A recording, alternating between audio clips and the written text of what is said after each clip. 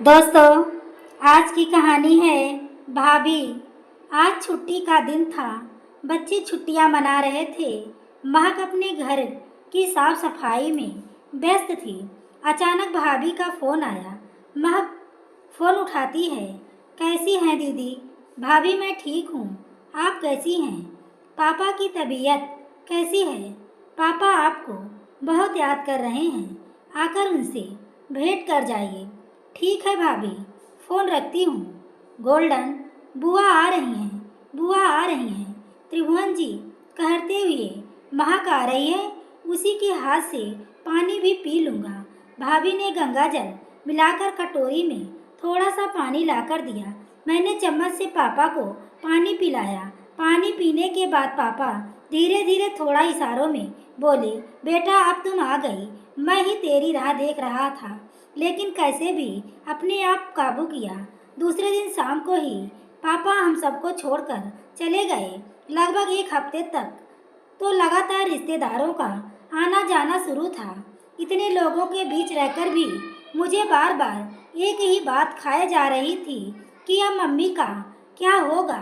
पापा के बिना मम्मी कैसे रहेंगी, क्योंकि 24 घंटे दोनों साथ ही में रहते थे। क्या भाई भाभी मम्मी से अच्छे से बर्ताव करेंगे?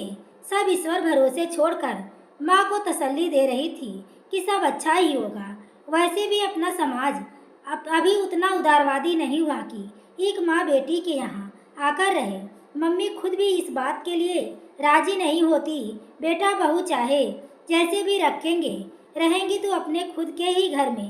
वापसी के पहले दिन मम्मी ने भैया से कहा पापा की संपत्ति में से उनकी निशानी के तौर पर महक को कुछ दे दे। वैसे भी आजकल महक की स्थिति का कुछ अच्छी नहीं है चल रही है। तेरे पापा ने भी कहा था कि हम महक की कुछ मदद कर देंगे, लेकिन वह कुछ कह पाए इसके पहले ही मैंने विरोध दर्शाते हुए कहा, मम्मी मुझे कुछ नहीं चाहिए। पापा ने मुझे बहुत कुछ दिया है। मुझे पढ़ाया लिखाया, अच्छे घर में और बहुत धूमधाम से मेरी शादी की, और सबसे बड़ी बात वह बहुत अच्छे संस्कार दिए हैं। दीपक ठीक कह रही है माँ। मम्मी इसकी शादी में पापा ने दिल खोल कर पैसा खर्च किया था, और वैसे भी जो लड़कियाँ अपने मायके से अपना हिस्सा लेती हैं उनके मायके से संबंध खत्म हो जाता है। मुझे एवं मम्मी को दोनों को ही भैया की ऐसी उम्मीद नहीं थी। मैंने मम्मी को की ओर देखकर इशारों में कहा कि यह सब भाभी का ही सिखाया हुआ होगा। जोरू के गुलाम जो ठहरे, क्योंकि मेरे भैया तो पहले ऐसे ना थे। वह तो मुझ पर जान लुटाते थे।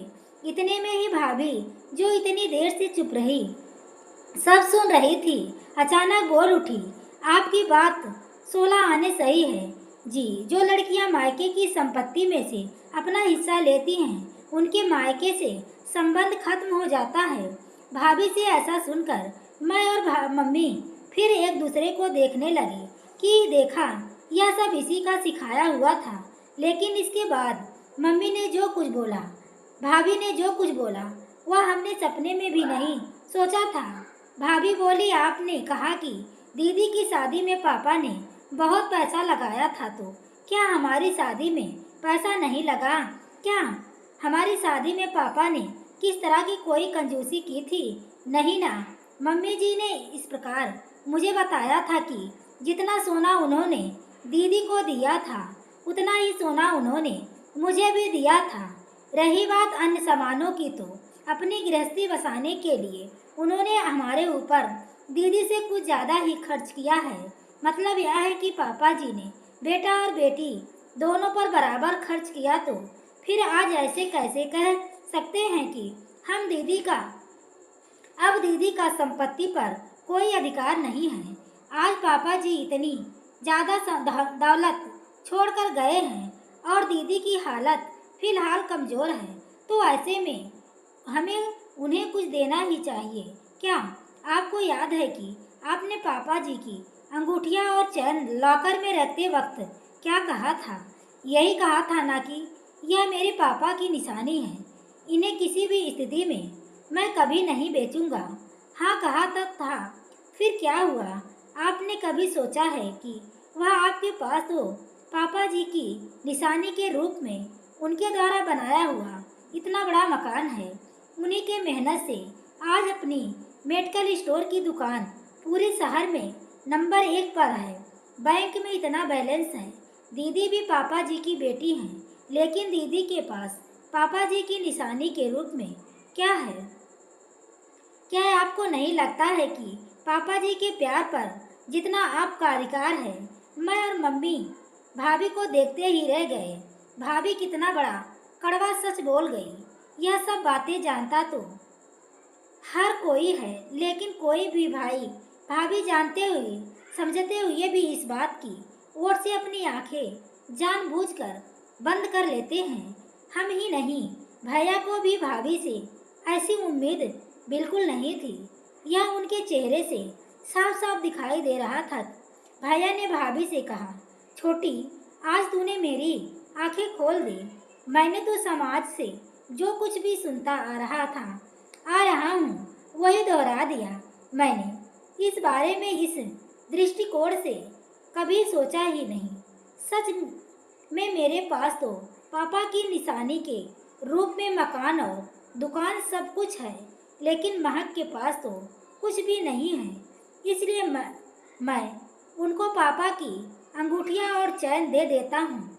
मैं सोचने लगी कि क्यों हम सब लोग भाई के किसी भी गलत बयान के लिए या गलत निर्णय के लिए भाभी को ही दोषी मानते हैं। भाई को जोरू का गुलाम कहते हैं।